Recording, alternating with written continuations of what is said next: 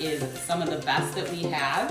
And so I'm here today to walk you through how you can freeze some of this corn so that you can enjoy it all winter long. After you've peeled all your corn and made sure you've removed as many silks as you can get off of there, you just want to make sure it's as clean as possible. It's time to take the corn off the cob. So you can do this a couple different ways. You see, Farmer Jerry came into the office the other day with this neat little contraption. We all doubted him that it wasn't going to work, but he was right, it did. So you can find these little corn dekernelers on Amazon or probably at your local kitchen store. But these are pretty nifty, and you just put this on your corn cob and take your kernels off this way.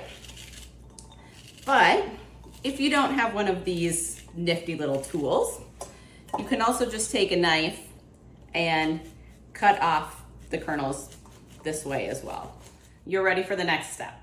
So super easy. You take your bowl of corn that you've cut, you put it into a big stock pot like this.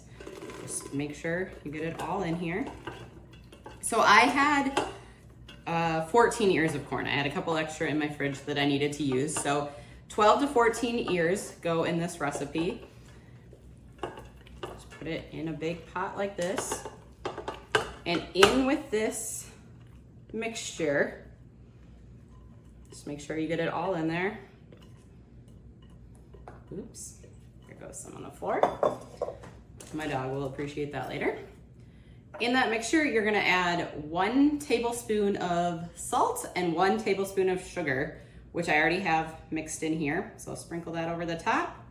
And then you're gonna mix in 2 cups of water.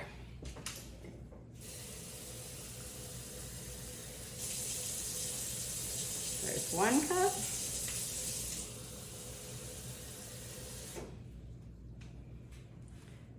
Two cups.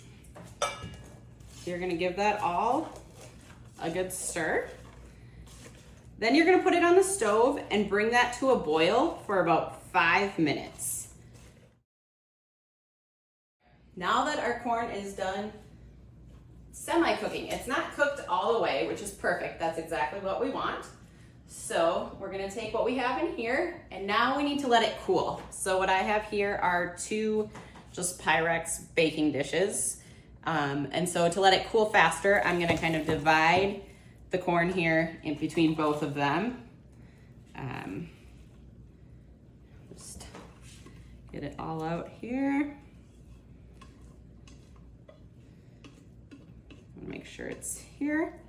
So we want it to cool completely before we put it into any freezer bags. Now would be a good time to label your freezer bags. So I like to just personally write the date that you froze them and then what's in them. So with this recipe for about a dozen, I labeled 10 bags. It really depends how much you're gonna put in there. I plan on putting about a cup per bag. You can do more, you can do less. It's totally up to you. So there you have it. Pretty simple way to put away some sweet corn for the winter.